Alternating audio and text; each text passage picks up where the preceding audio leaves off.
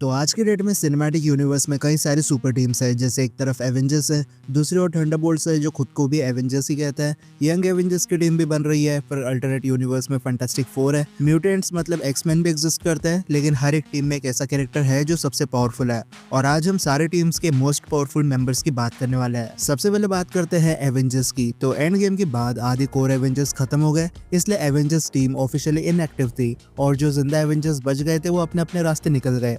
इसलिए अब Sam Wilson के ऊपर जिम्मेदारी है कि वो फिर से एवेंजर्स टीम बनाए। लेकिन एंड गेम से पहले तक जिस एवेंजर्स टीम को हमने देखा उसमें सबसे पावरफुल था गॉड ऑफ थंडर थॉर। अब ऐसा इसलिए क्योंकि थॉर इस मूवमेंट पर ऑलरेडी अपनी पावर्स को अनलॉक कर चुका है और वो चाहे तो आराम से एक सिटी को धूल बना सकता है या फिर स्टॉर्मब्रेकर से पूरा प्लेनेट को ही बर्बाद कर दे। एंड गेम में आउट ऑफ शेप होने के बाद भी इसने थैनोस को काफी अच्छी फाइट दी थी, लेकिन इन्फिनिटी वॉर में इसने आउटराइडर्स को ओवरपावर करके वकांडा को प्रोटेक्ट किया और 6 इन्फिनिटी स्टोन्स की फुल फोर्स को कट करके थैनोस को ऑलमोस्ट मार ही दिया था। और इस लेवल की फीट्स अभी तक किसी दूसरे एवेंजर ने अचीव नहीं की है। हल्क भी एक एवेंजर है, लेकिन इन्फिनिटी वॉर और एंड गेम के इवेंट में ब्रूस हल्क को बाहर लाने में अनसक्सेसफुल रहा, जिसकी वजह से वो प्रोफेसर हल्क बन जाता है और अब उसका एग्रेशन पूरी तरीके से खत्म हो चुका है। इसके बाद स्कारलेट विच भी ऑफिशियली एक एवेंजर है और ये अपने रियलिटी मैनिपुलेशन की वजह से थॉर से ज्यादा पावरफुल बन जाती है। पर एंड गेम इवेंट तक वंडा ने हेक्स क्रिएशन और रियलिटी मैनिपुलेशन जैसे एबिलिटीज को यूज नहीं किया था। इस टाइम पर वंडा सिर्फ टेलीकिनेसिस और माइंड मैनिपुलेशन यूज करती थी। वंडा विजन इवेंट के बाद उसने अपनी सारे एबिलिटीज को अनलॉक किया,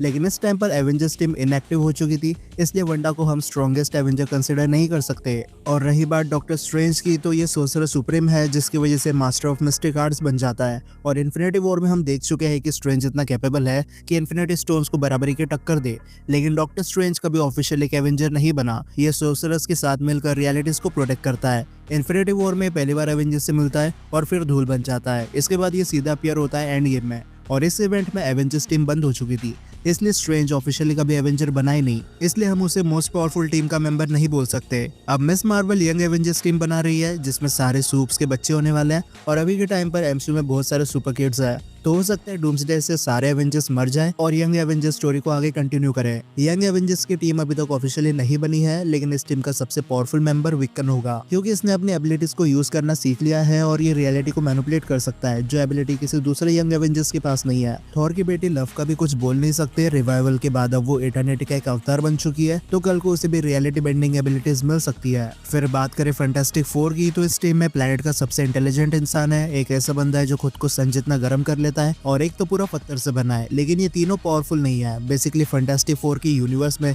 फ्रैंकलिन रिचर्ड सबसे पावरफुल है। इसे पैदा हुए सिर्फ कुछ दिन हुए हैं, लेकिन गैलेक्टस ने इसे उसका सक्सेसर मान लिया था। फिर इसने सूजन स्टॉर्म को फिर से जिंदा कर दिया, जो उसकी कॉस्मिक एबिलिटीज को शो करता है। और अभी तो फ्रैंकलिन रिचर्ड्स की यूनिवर्सल बेंडिंग एबिलिटीज को विटनेस करना बाकी है। पर अगर हम ओरिजिनल फैंटास्टिक फोर की बात करें, तो सूजन स्टॉर्म टीम की सबसे पावरफुल मेंबर है। ये खुद को इनविजिबल बना सकती है और फोर्स फील्ड क्रिएट कर सकती है, लेकिन अपने विल पर ये काफी पावरफुल अपोनेंट से लड़ चुकी है। कॉमिक्स में ये बंदे एंटायर एवेंजर्स को बीट करने का दम रखती है और एमसीयू में इसने अकेले गैलेक्टस को पीछे पुश किया था, जो कोई छोटी बात नहीं है। कहा गैलेक्टस एक कॉस्मिक बीइंग और कहा सूजन स्टॉर्म एक फोर्स फील्ड जनरेटर, लेकिन कुछ मोमेंट्स के लिए सही, बट सूजन ने गैलेक्टस को ओवरपावर किया था। अब थंडरबोल्ट्स भी खुद को एवेंजर्स ही कहता है और ऑफ स्क्रीन सैम विल्सन और इनके बीच नाम को लेकर एक लीगल बैटल भी चल रही है। पर मुझे बताने की जरूरत नहीं है कि सेंट्री इस टीम का सबसे पावरफुल मेंबर है, क्योंकि थंडरबोल्ट में सारे स्ट्रीट लेवल सूप्स है जो ज्यादा से ज्यादा पीक ह्यूमन को बराबरी की टक्कर दे सकते हैं, लेकिन सेंट्री एक गॉड लेवल बीइंग है जिसे उसके पावर्स ऑक्स ग्रुप के एक्सपेरिमेंट की वजह से मिली है। सेंट्री के पास 1000 सन्स की पावर्स है जो उसने अभी तक यूज नहीं की,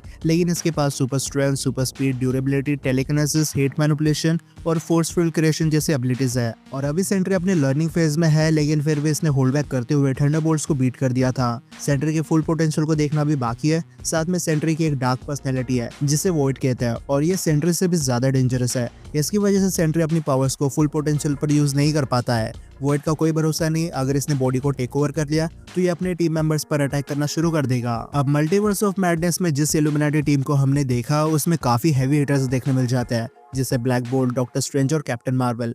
पर इस यूनिवर्स का डॉक्टर स्ट्रेंज कुछ ज्यादा ही पावरफुल था। इससे पहले से एल्ड्रिच मैजिक में मास्टरी हासिल थी, लेकिन फिर इसने डार्क होल्ड पढ़ ली और थैनोस को बीट कर दिया। मतलब सारे इल्यूमिनाटी मेंबर्स की पावर एक तरफ और स्ट्रेंज की एबिलिटीज दूसरी तरफ। ये स्ट्रेंज चाहे तो ड्रीम वॉक करके एंटायर यूनिवर्स को बर्बाद कर सकता है, टाइम के साथ ये इतना डेंजरस बन गया था कि टाइटन बैटल के बाद इल्यूमिनाटी ने स्ट्रेंज का चैप्टर ही खत्म कर दिया, क्योंकि अगर यहाँ स्ट्रेंज अपना सेक्रीफाइस ना देता तो डॉक्टर स्ट्रेंज डार्क होल्ड के माइंड करप्शन की वजह से अपने यूनिवर्स के लिए खतरा बन जाता। अब guardians of the Galaxy volume 3 में आधे से ज्यादा गार्डियंस रिटायर हो चुके हैं, इसलिए अब new guardians of the Galaxy हमें देखने मिलती है। पर इस टीम में सबसे पावरफुल एडम वॉरलॉक है। कॉमिक्स में तो एडम वॉरलॉक के पास सोल स्टोन होता है, इसलिए कई मोमेंट्स पर इसने इन्फिनिटी गॉन्टलेट को वील्ड किया है। साथ में ये थैनोस जैसों को बराबरी की टक्कर दे चुका है। लेकिन एमसीयू में भी एडम कमजोर नहीं है। इसे टाइम से पहले अपने ककून से बाहर निकाल दिया था, इसलिए एडम उतना स्ट्रॉन्ग और मैच्योर नहीं बना जितना उसे होना चाहिए था।